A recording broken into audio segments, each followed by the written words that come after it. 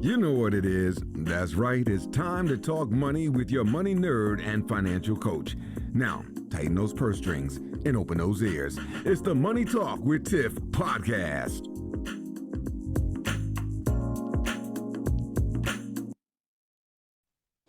Hello, hello. Hey girl, hey. How are you? Good. How you doing? How you feeling?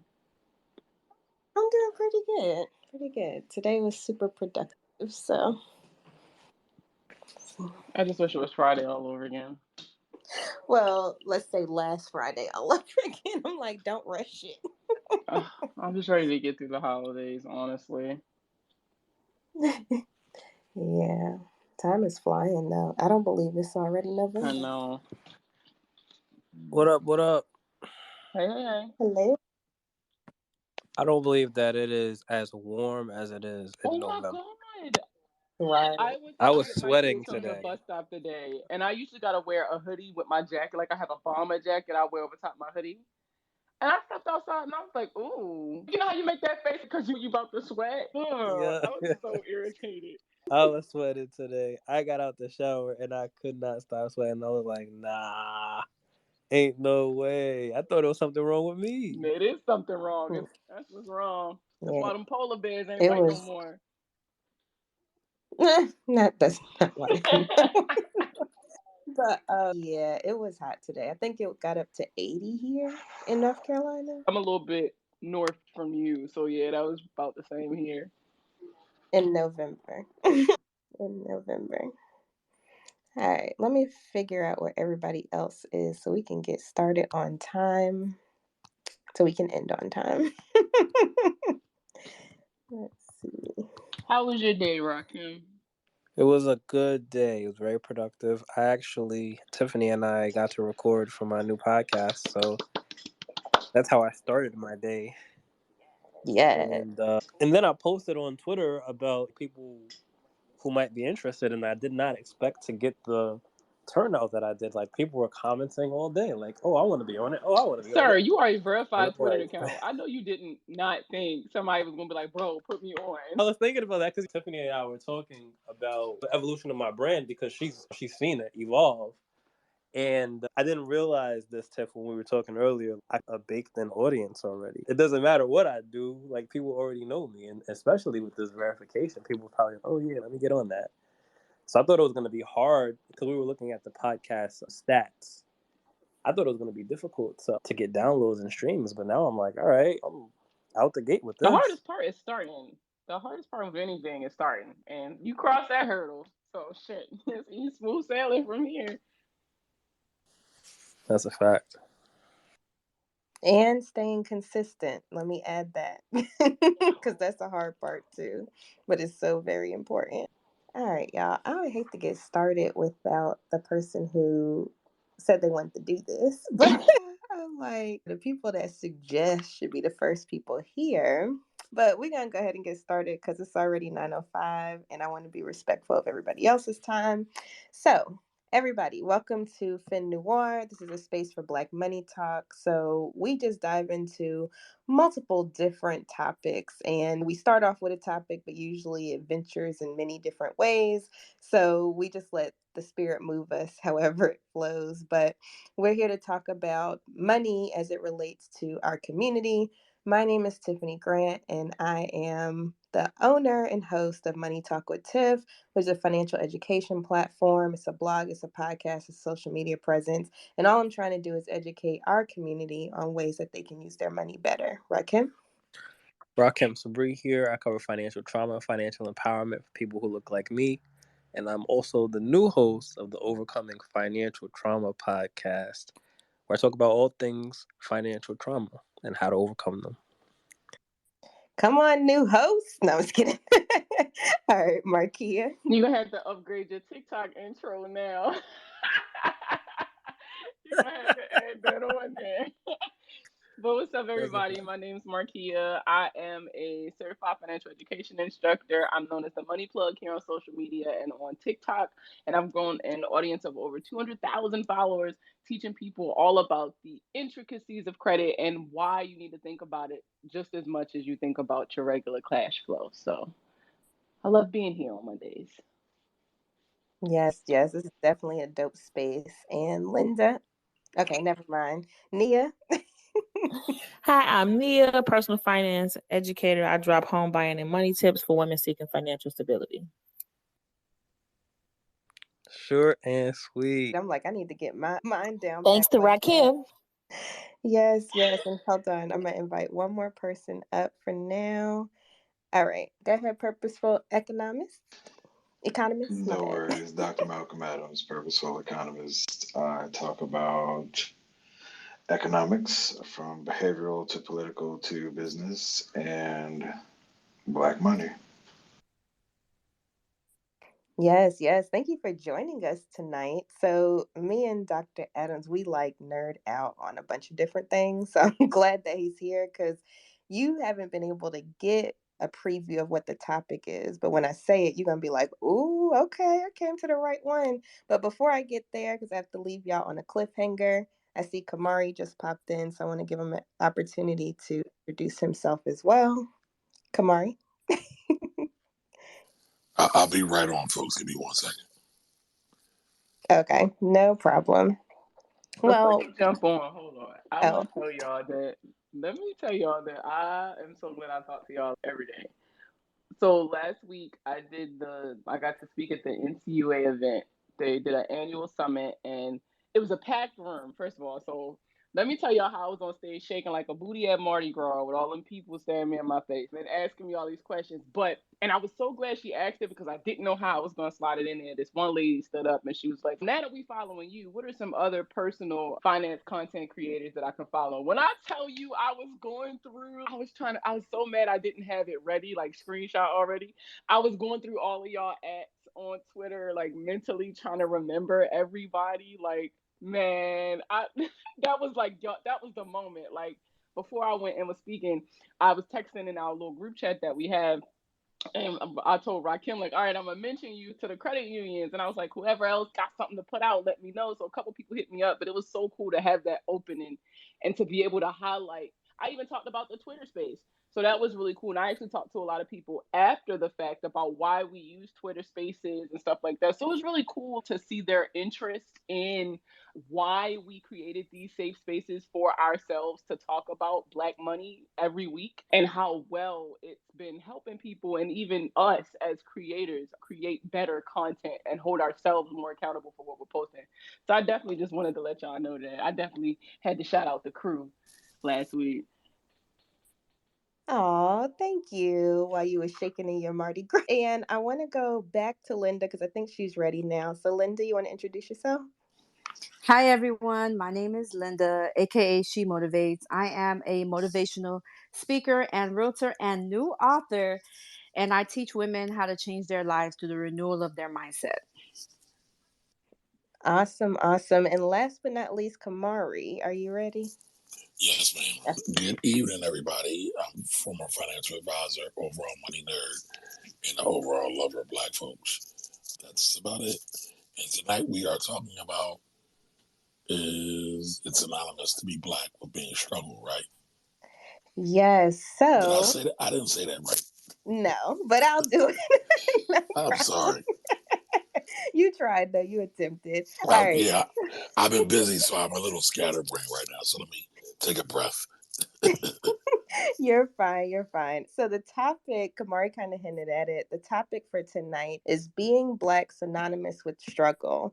And if so, why is it like that? Why is it? And so I feel like a lot of us have a lot to talk about around that topic. And this came about as an offshoot from last week's topic. And we were like, this would be a great conversation to have just as a continuation pretty much of last week. So with that being said, the person that wanted to do this topic, they're not here today. Usually I go with the person that suggested first, but would anyone like to start us off with this conversation? I'll start. And because I had kind of primed the conversation this morning as we were talking, but the area that I focus on is financial trauma. And oftentimes I will make reference to the generational trauma of Black Americans in this country, starting with slavery, going through Jim Crow and then even through present day. And a lot of that it's a mouthful. It's easy for me to spit out because I talk about it all the time. But a lot of that it's a lot to unpack. And there's a lot of pain in that. There's a lot of struggle in that. And through that pain and struggle, I think there have been manifestations financially in poverty. And that is, I don't want to say the dominant narrative, but a pretty dominant narrative when it comes to when you think about Black people and money, but it's not the only narrative. And shameless plug, episode 1 of my new podcast, Overcoming Financial Trauma, me and Asia Evans, who is a licensed mental health counselor and financial therapist, we're talking about how our upbringings were so different. She had an upbringing that was one of privilege, whereas my upbringing was one of poverty, and how we both landed in the same space as people who are passionate about financial trauma, financial therapy, financial psychology.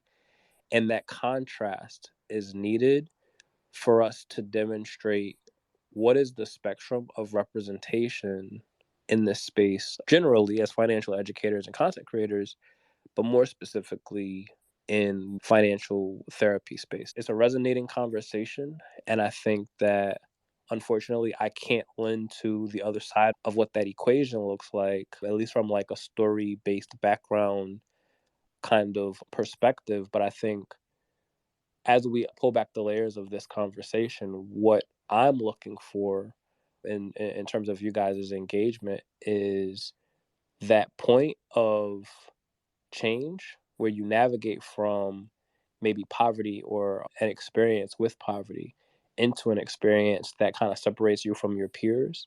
And what does that do for you and them psychologically? Yeah, I definitely can agree with you there and resonate. It's like we all have different backgrounds, which we hit on like in our, I think it was like our second space that we did when we were talking about what entrepreneurship and stuff looked like for us as we were growing up.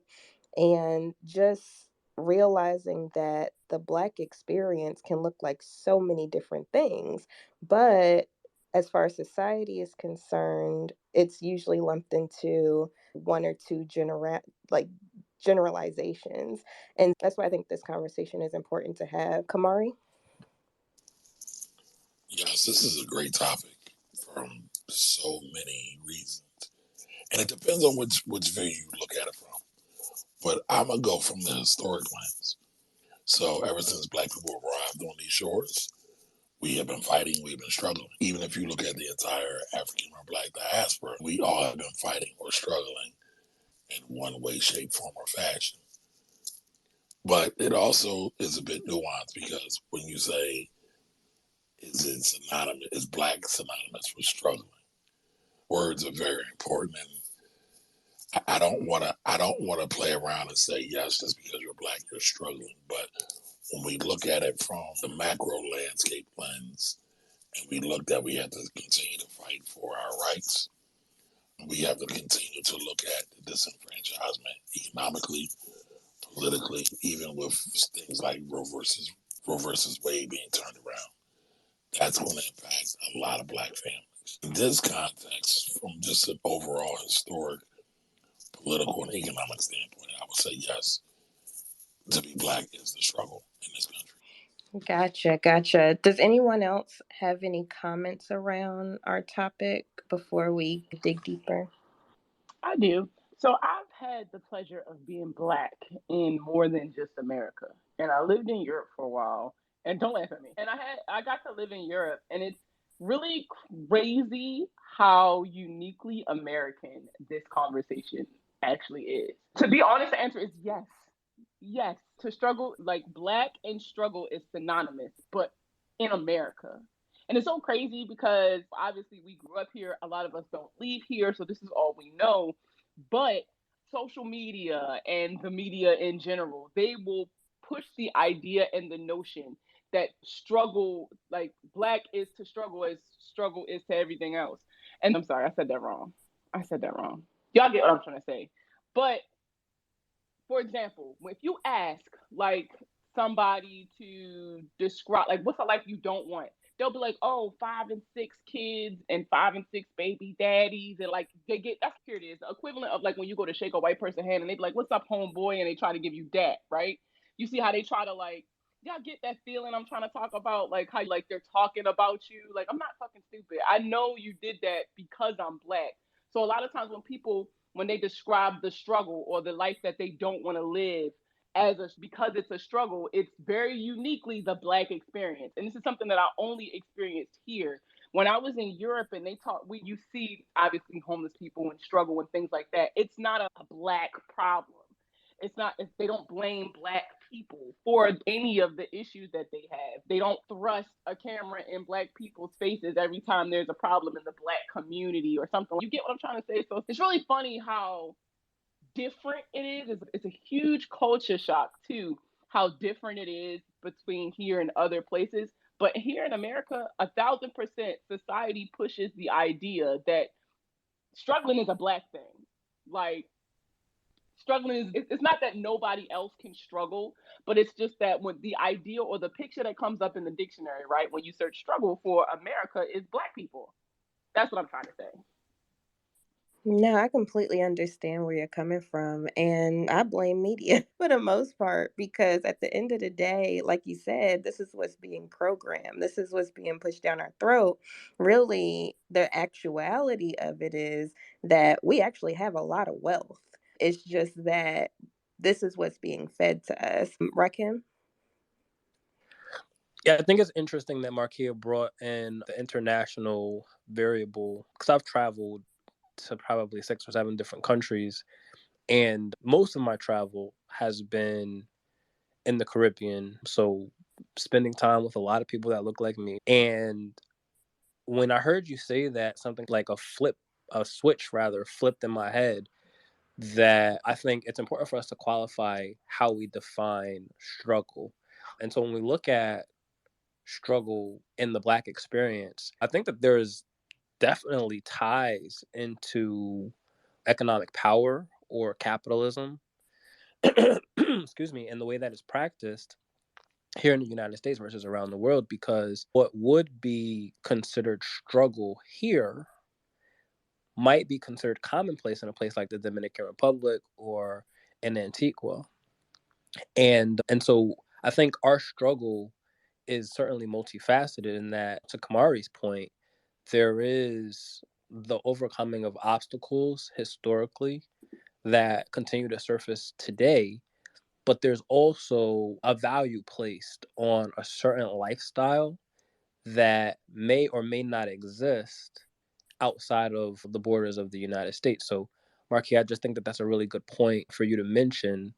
Our experience with struggle is certainly multifaceted, from a historical lens, from an economic lens, from a perception or a perceptive lens when it comes to media and what it is that we embrace around what our lives should look like or could look like in comparison to non-Black peers. Yes, thank you for adding that. And I'm going to just add on real quick that I agree. After going to Jamaica earlier this year, I'm like, I'm ready to be out. Bye, y'all. I'll do these spaces from Jamaica because it's just a beautiful thing when you're around just your people. And I was just surprised down there how there's so many entrepreneurs. It's just so much Black excellence just hanging out down there. People have their own businesses and stuff. And what under US standards, some of them would be struggling, but to me, I saw it from their lens and they're like, this is a good way to make money for ourselves. So anyway, I just wanted to throw that out there, that I'll probably be moving soon. All right, Nia. So I want to echo a few things that were said. I'm actually an avid traveler. I don't know how many countries I've been to, but I usually, when I travel, I stay around the locals. So I'm an Airbnb-er. I'm not staying in a resort. I'm staying in a local neighborhood. And yes, they're happy.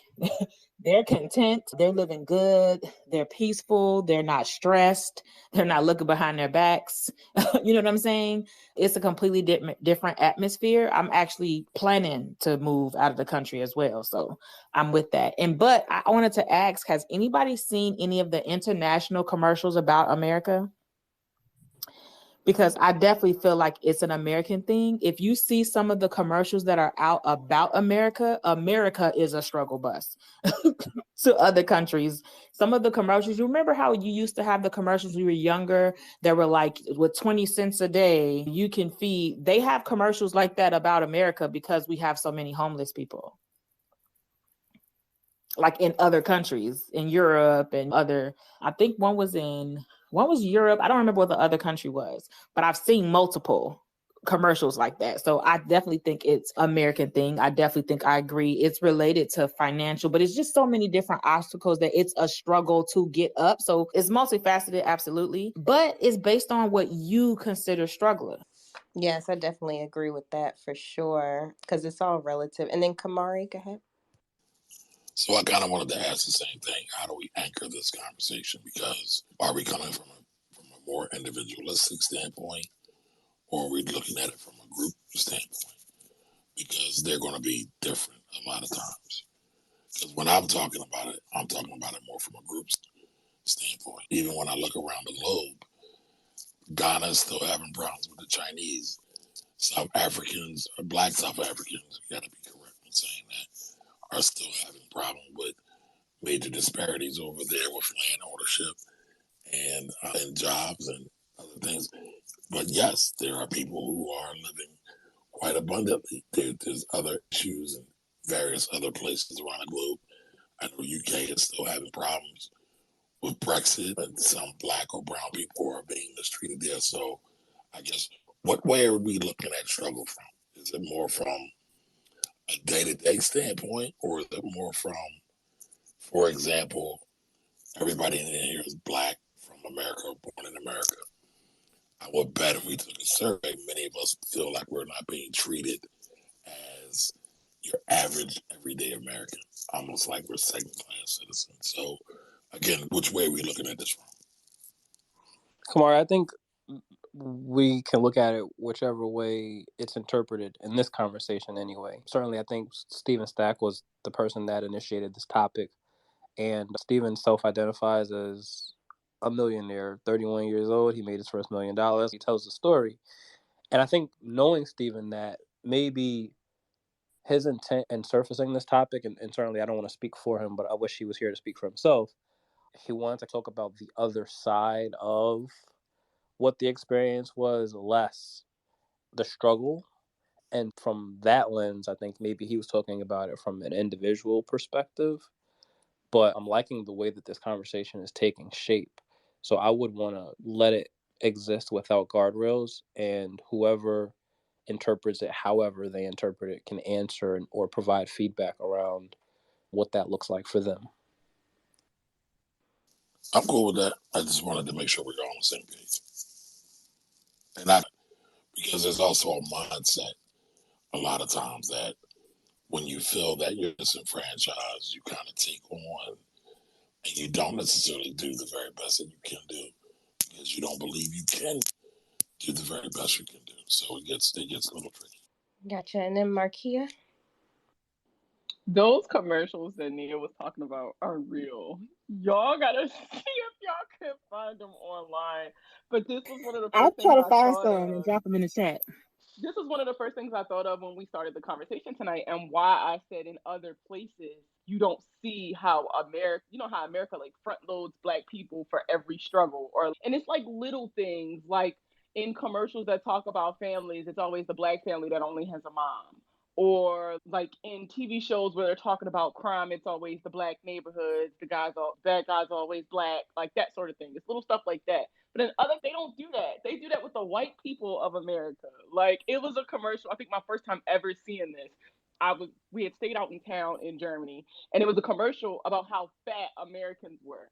And it was just nothing but McDonald's and like super size, and then you see fat people and their shirts don't fit and all this other stuff. But none of them was black. Nobody in the commercial was black. I think that was the one time I never complained about something like that. But it's just so crazy to me how we are like Ross said, we're programmed in a sense to believe that to struggle is a black thing.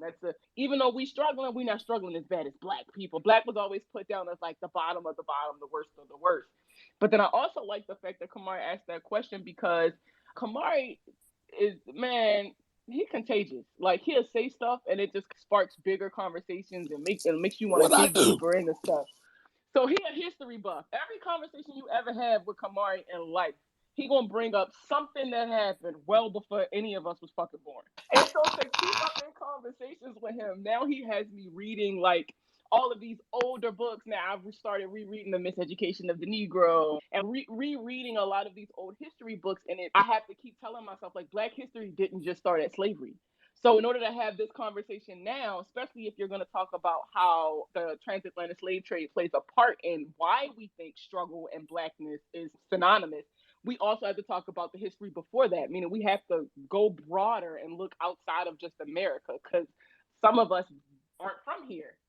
And so that generational trauma and things that we've passed down over the years, all of that stuff kind of ties into what we're talking about now. So I do love that you asked that question, but I really loved the answer that Rod gave about it depends on who you're talking to. Yes, thank you, Markia. And you got me dying laughing over here. But I want to go to Linda and then I'll say my 2 cents on that. All right. I wanted to piggyback on something that Markia said, where she said that it's often assumed that every Black woman is a single mom. And I don't know for you moms in here, I'm a single co-parenting mom. My ex-husband and I co-parent very well with our sons. And it's always assumed by his teachers that I'm single until I pop up to a parent teacher conference with my ex-husband. And there's always like this shocked face. Every single year we go through it. They always just assume because I'm the parent that's usually emailing, and although he's CC'd on the emails, they never realize that it's actually two parents parenting my boys. And it's disheartening. I was just talking about it this morning with a friend of mine. I said, I feel like even though I co-parent very effectively with my ex-husband, I feel like I always have to make sure I say my son's father and I every time, or I have to make sure I email the teacher back from my business email so that she doesn't assume that I'm just some low-life bum mom that doesn't have any education, any form of education. So Markia said something that really touched me because I said to myself, I feel like it's a struggle being Black, and I feel like it's a struggle being a Black woman. And although I love my Blackness, don't get me wrong, I love all things Black, especially my Black brothers. But sometimes I'm like, my God, when is it going to change for us? Why do I always have to step out the house like on defense mode all the time, especially for my sons, especially for them? I have to continuously say, oh yeah, my ex-husband and I, or my kid's father and I, always put that so that people don't just assume, okay, well, she's another single mother raising her boys in a single family household. And they treat me differently, believe it or not, when my ex-husband pops up. Whenever my ex-husband pops up at a parent-teacher conference, if he's there, the tone is different. If I'm there alone, it's a whole different feel. I don't know if any of you other parents feel that, but that's how I always feel. That's interesting. I'll go to Nia and Markia because now I'm like, I want to kind of dive into this a little bit more. But Nia? So I'm a single parent. My daughter is now 21. But while she was growing up, I experienced this a lot. So whenever she did anything in school or had any type of problem in school, when I was called to the school, it was automatically assumed that I was ignorant and that I was the problem or I was the reason why. And then if you all know me, I'm very strategic and a big planner. So once they actually start to talk to me and have a conversation with me, they would see, oh, she's just being a child. Or they would be like, oh, like kind of shocked or surprised that we had so much structure in our household. So I completely agree with Linda. It is automatically assumed, or even when I would go look for apartments, they would assume I didn't know who her father was, just based on the questioning and comments that I would receive. So it is automatically assumed that it's like, oh, she doesn't have anybody and just this. That's what you experience and what you go through. So you do feel like you're I didn't feel like I had to fight the narrative, but I still did feel like I had to be on guard at certain times, dodging bullets throughout our life, essentially.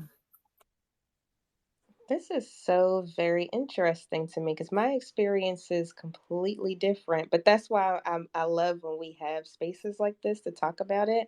Markia, you want to go?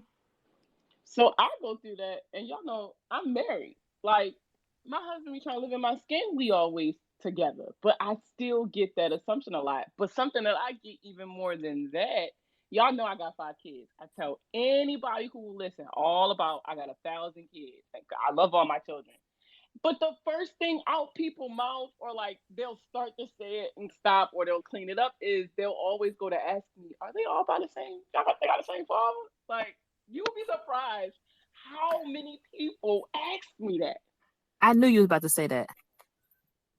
And it's crazy because, first of all, how fucking dare you? I don't remember your mama and you having the same last name.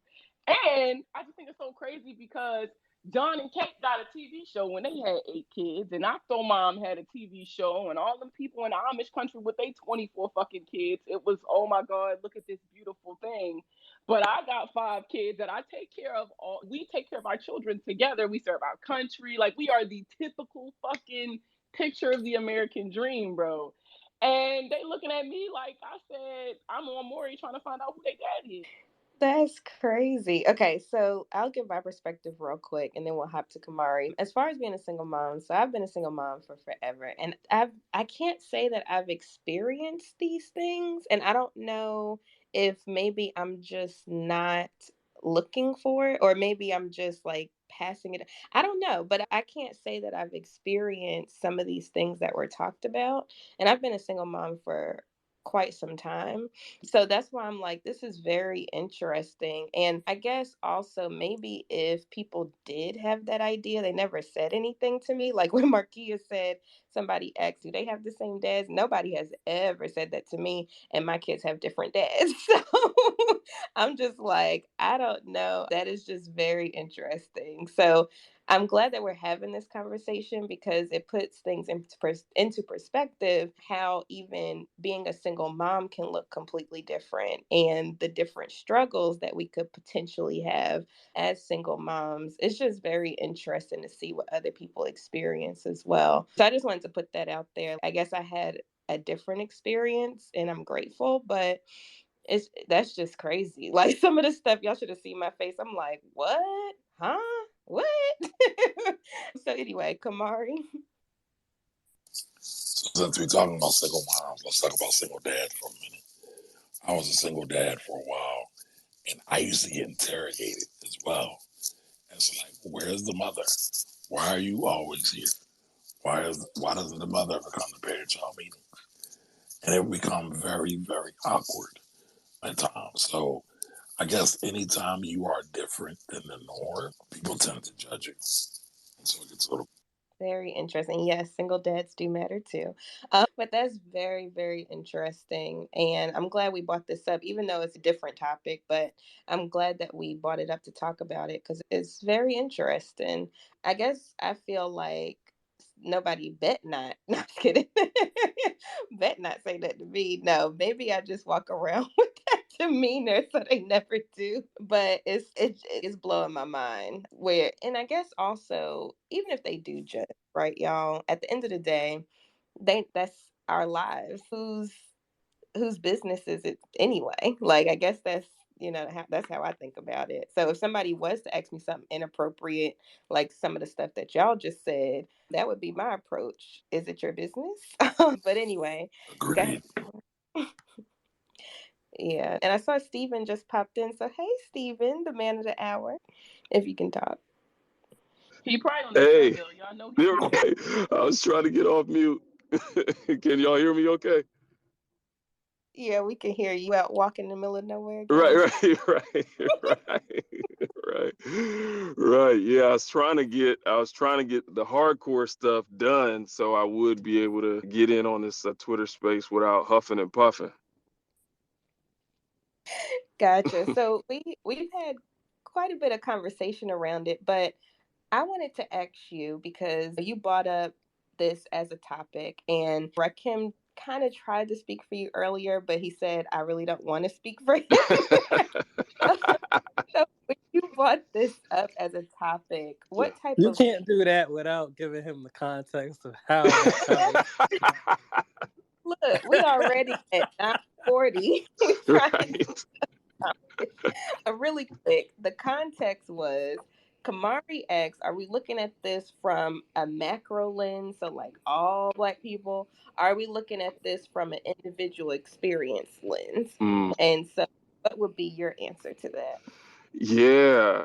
So I when I initially said the statement was more so from an individual lens that that the Black experience is not synonymous with struggle, that we have to have room and space for, that hey, not everybody is out here eating struggle sandwiches, you know what I mean? Mayo, ketchup, and mustard sandwiches. You know what I mean? It's okay if you could afford the meat to go with it, especially because we want to win or see as many, or at least I would hope that we want to see as many of our people win, particularly financially, but just in general in life. And so I'm like, man, we'll talk about generational wealth, which I'm huge on, but then down someone who's experiencing it or positioning their children to have said generational wealth and be like, oh man, are they really Black?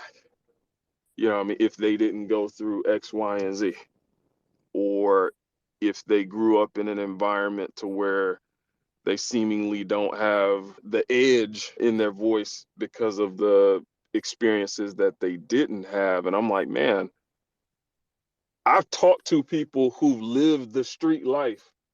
Like, no one who's really living it wants to live it, has been my experience in talking to people. They're like, yo, man, I would love to be doing work where I'm not potentially fearing for my life or potentially being at risk of doing hard time in jail.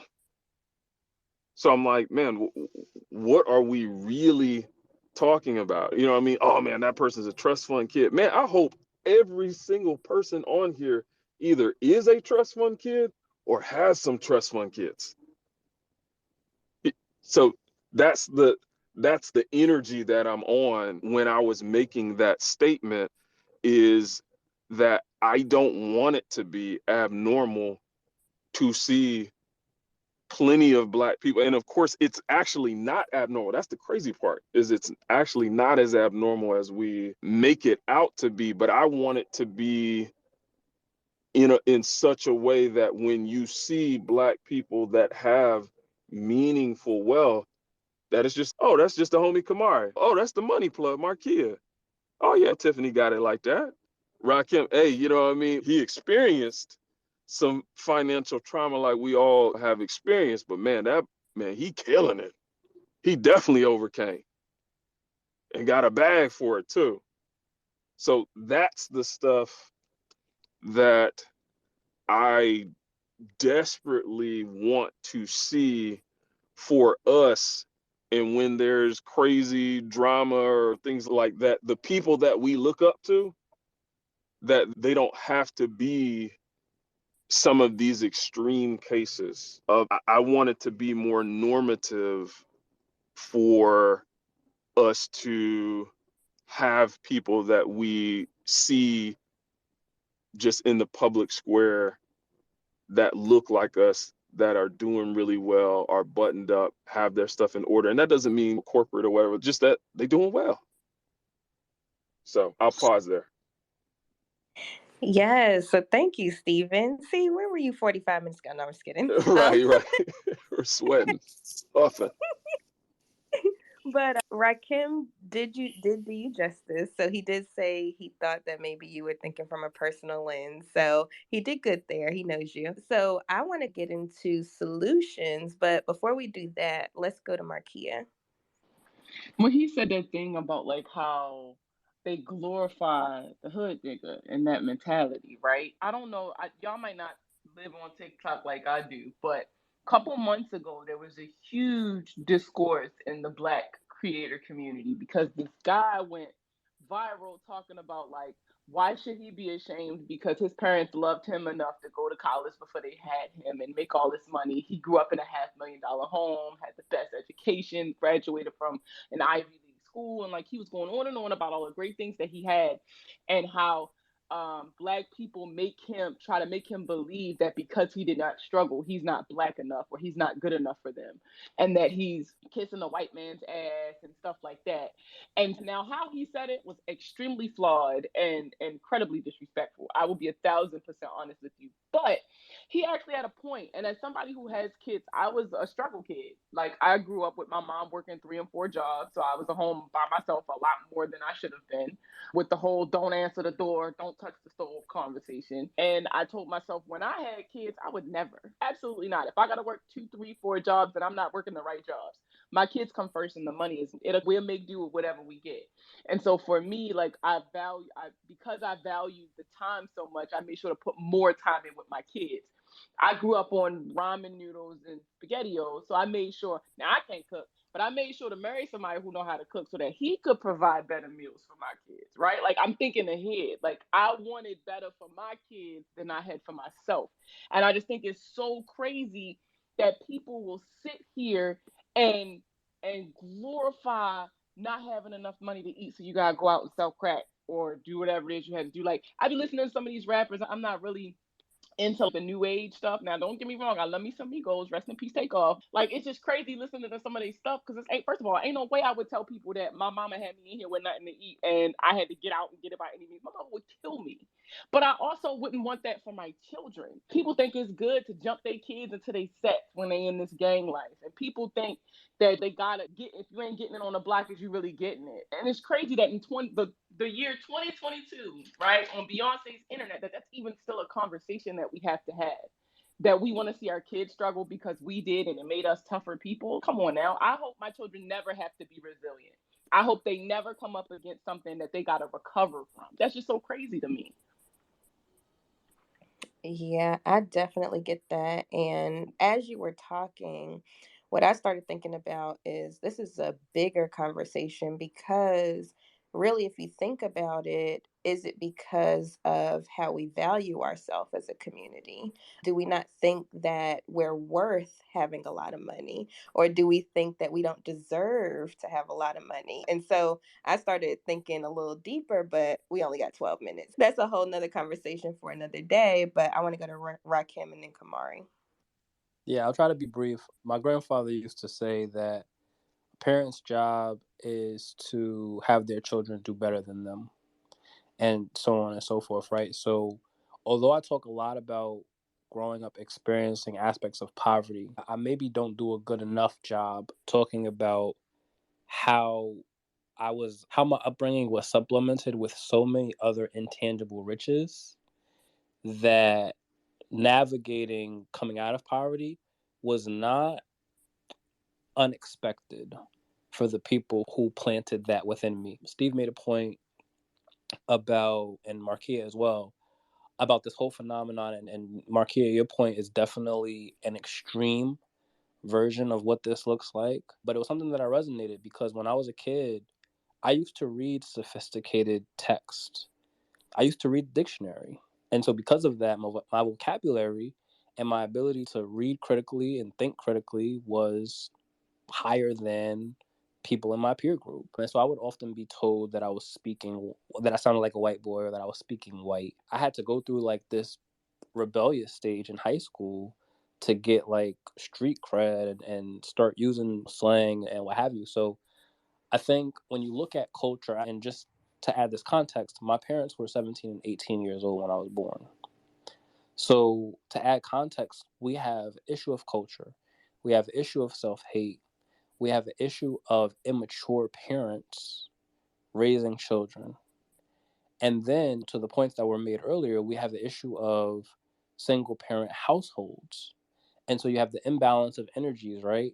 Where maybe there is a dominant female energy or feminine energy in the household, or maybe there is a dominant masculine energy in the household, or maybe there's the absence of both. And I want to be clear when I say the dominant feminine or masculine energy can manifest itself in and basically the man can have the dominant feminine energy and the woman can have the dominant masculine energy.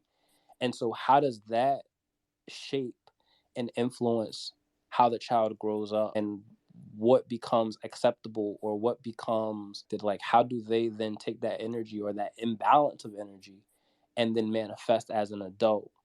And again, this is a super multifaceted issue.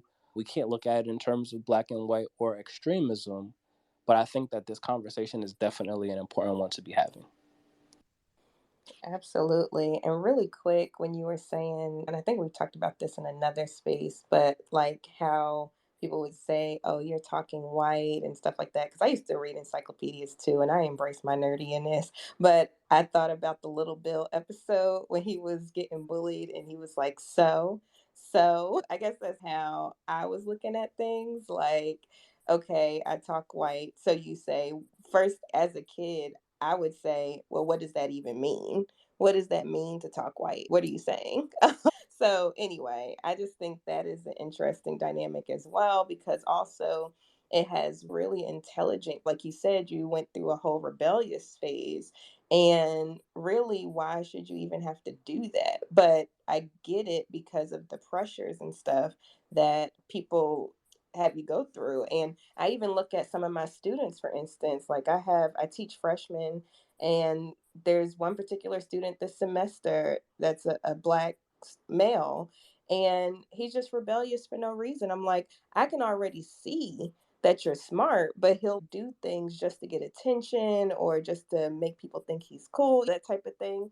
And I'm like, you are intelligent. And so I'm like, before the semester's over, I want to have a one-on-one with him just to reemphasize that. It's really unfortunate. And then I've seen in situations like that where that takes them to a whole different route, and then they end up hanging with the wrong crowd and getting into trouble and things like that when they were like on the trajectory to do things differently. So yeah, I definitely see that. So anyway, Camari and then Steven, and then we'll wrap up. Man, I have a lot of thoughts, but I wanted to go back to something Markia said about me. The fact that I'm a history buff. I am. I really am. And one of the reasons I am is you have to kind of know where you came from and know where you're going. And I feel like a lot of people don't understand the nuance and context of conversations. And so they miss out on a whole rich history of things. Again, going back to history.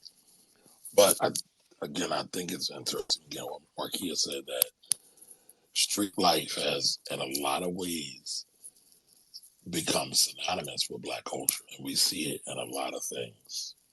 And it's really sad because a lot of times it doesn't give way for a lot of those really bright, smart kids that are already fighting a lot of the institutional stuff.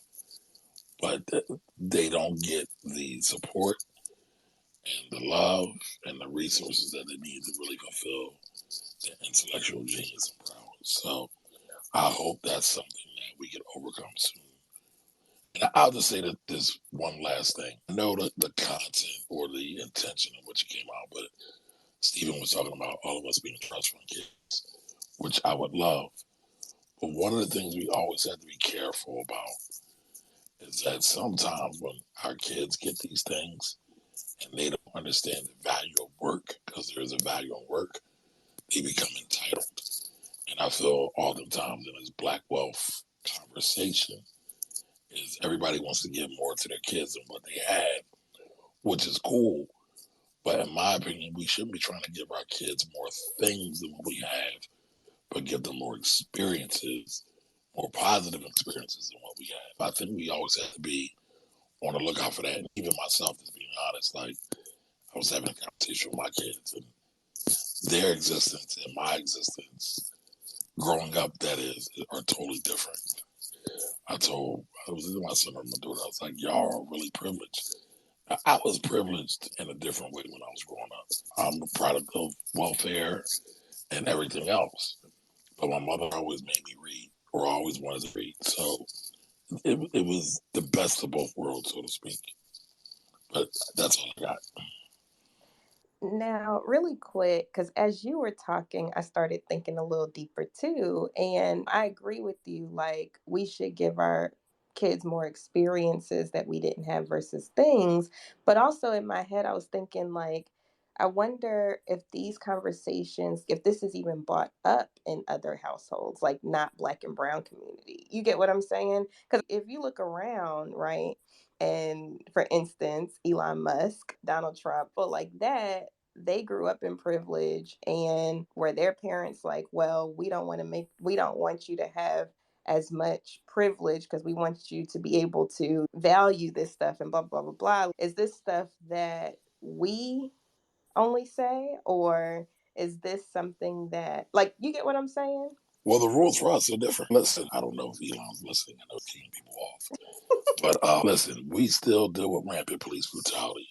We still deal with issues or remnants of redlining, right? Donald didn't have to deal with that. Elon didn't have to deal with that coming from South Africa and apartheid South Africa. So it's different.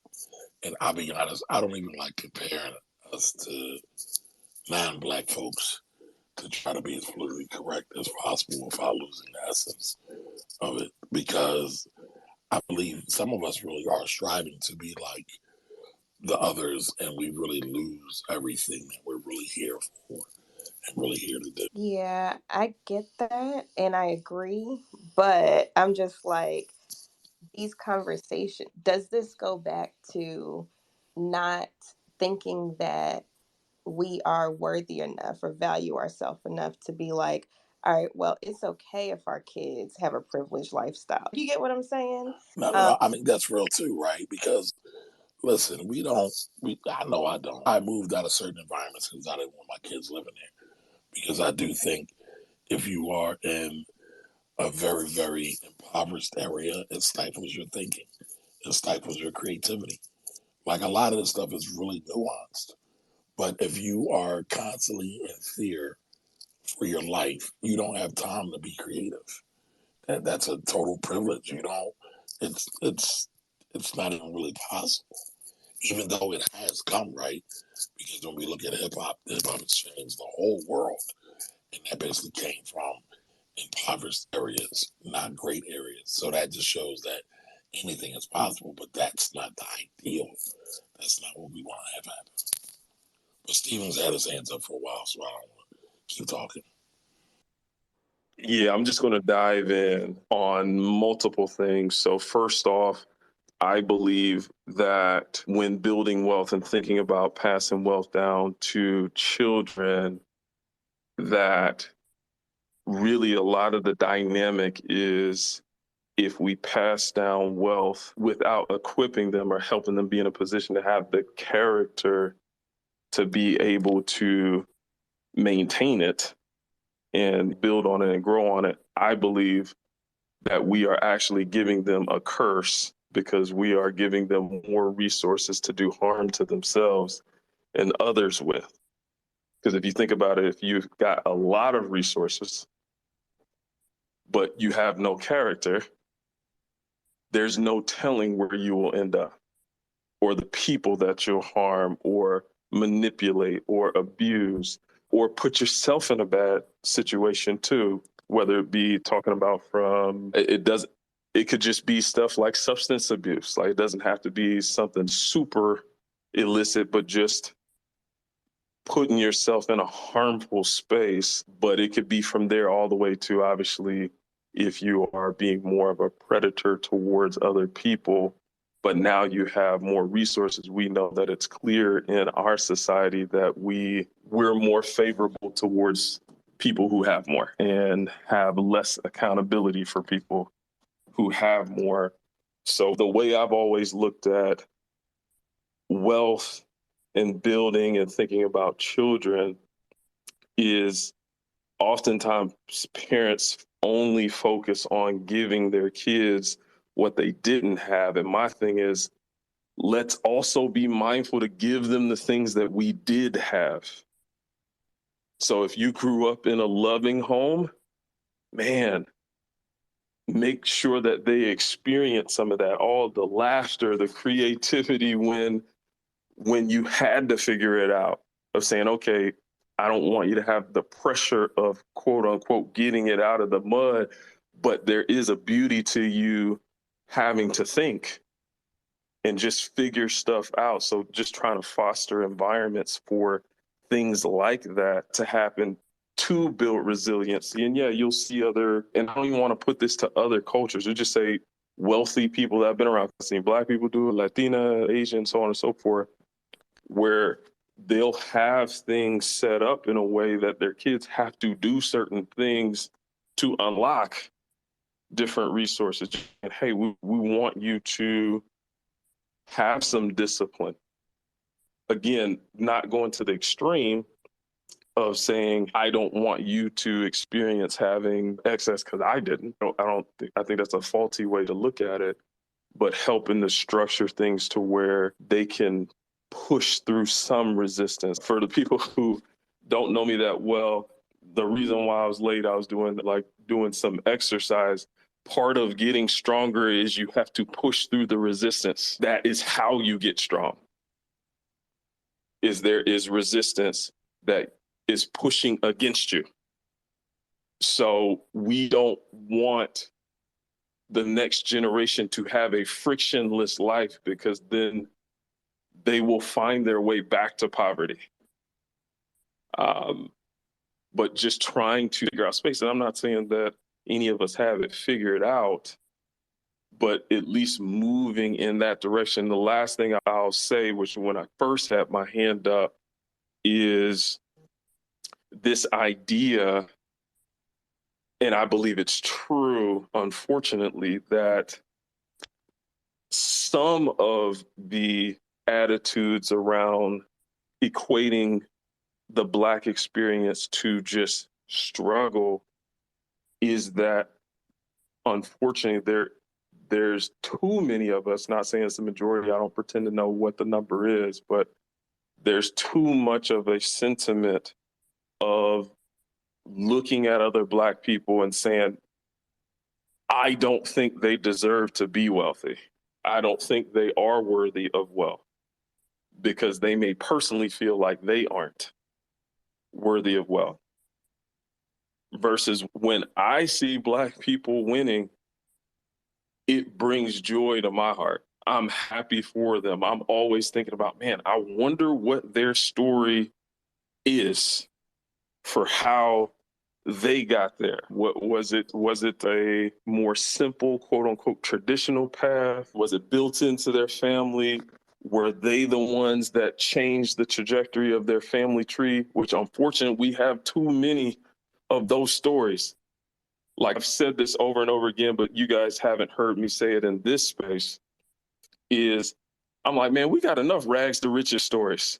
Man, I want to hear some smooth transfer of wealth stories. Of, hey, my grandpa, he was doing his thing, and then my parents were doing their thing, and I rolled right into the thing that they were already doing, and I built on it. I want to see more of those, not discounting the rags to riches stories, because I'm like, man, those are still phenomenal. They make for great books, great movies, inspirational people that I've met. But I'm not going to discount a story of people who we saw smooth transfer of wealth. Again, if we say we really are about that generational wealth life, then let's be about it. I believe we are.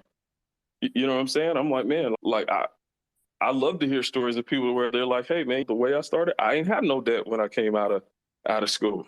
Be like, man, it's awesome. And not look at it as less than, that their parents had the foresight to help them position to walk across the stage where they didn't owe the school or Fannie Mae or Sally Mae, I'm sorry, yeah, whatever the name is. You know what I'm talking about. So that's what I'd like to see. But I do think there's been a lot of internalizing of believing, hey, we're not worthy of wealth, or who does this person think they are because they have more than what I do. And my last thought here is just that I've always viewed myself from a place of that I would walk with kings or royalty without losing the common touch. And that would be the thing that I would hope for the next generation and the generation after that, for me, would be that kind of mentality that says, hey, what makes me royal is how I love and serve other people, not how many people can serve me. And for those who I'm new to you, some of my story, I wasn't on earlier to do like the intros and all that kind of stuff, but the quick and dirty of my story, I'm 100% debt free, made my first million, became a millionaire at age 31. My birthday is actually later this month. So I'm getting closer to the 40, but I still got some space in between. For those that wonder, I'll be 37. So I'm passionate about this because I want to see people win. I want the face of what wealth looks like to be different. That you can be very wealthy and not be a jerk. Be generous with your time. Be thoughtful. Be intentional. Be looking to be generous and just help others. So I appreciate y'all letting me share a little bit. Yes, thank you for that. That was it gave us some things to think about, I'm sure. And then Camari. Yeah, thanks for that, Steve. That was dope. It was very dope. Piece about walking amongst kings was really touching because Malcolm X is probably one of my biggest heroes. And his thing was always to be on 125th Street teaching on the soapbox, and the very next day be at Harvard lecturing. And so he could basically transverse from the super rich and affluent down to the everyday people. And I think that should be a goal or something that is admired amongst all of us, in my opinion. So kudos for that. The only thing I was going to say outside of that was this thing about struggle is really deep because a lot of us, again, I'll say it again, just from a gross macro perspective, yes, I would say I hate saying black is synonymous with struggle, but yes, we are struggling from a macro level. But on the individual level, a lot of us use that quote unquote struggle as a crutch. And we don't live up to our God given abilities and talents. And oftentimes shortchange or rob ourselves of the potential that we could actually aspire to. So again, I think it's very nuanced, it's very difficult, depending upon backgrounds, educational levels, exposure, you're going to get different results for different people. For sure, for sure. Now, before we wrap up, is there anyone in the audience or what have you that wants to add to the conversation? Feel free to request as a speaker and we'll get you up here. And I'll just take a few moments for that. And I just want to piggyback on that too. If you don't want to add to the conversation today, but you want to introduce yourself to this community that we're building so that you can be a part of conversations in the future, definitely feel free to do that as well. All right. Well, I think we're good. So, with that being said, thank you all so much for joining us tonight and taking time to provide energy to this space because we can only do it with everybody involved. And so I appreciate you. We appreciate you for coming in and sharing space with us. So we do this every Monday night at 9 p.m. Fin Noir Space for Black Money Talk, where, as you can see, we dig deep into Black money issues, concerns, and things of that nature in our community and have these open conversations, transparent conversations to get the talk started. I think this talk has definitely gotten my brain going on a few things personally. And I'm like, I need to dive in a little deeper and research a little more of this stuff, maybe even publish some research on this stuff because it really has me thinking deeply. And the programming is real, but if we are aware of what the programming is and we can actively circumvent it as best we can. So that's what the purpose of these talks are for, is to just get new and unique ideas out there that are different than our norm. So like I said, please join us every Monday night, 9 p.m. on Twitter. This will also be replayed on the Money Talk with Tiff podcast. I do the replays every Monday. So next Monday, you'll hear this one. And we look forward to seeing you all next week for another Black Money Talk. And we shall see what we talk about. But thank you all so much for coming on, and we appreciate you. Have a good night. Thank you for listening, joining, and being a part of the Money Talk with Tiff podcast this week. You can check Tiff out every Thursday for a new Money Talk podcast. But if you just can't wait until next week, you can listen to previous podcast episodes at moneytalkwitht.com or follow Tiff on all social media platforms at Money Talk with T. Until next time, spend wise by spending less than you make. A word to the money wise is always sufficient.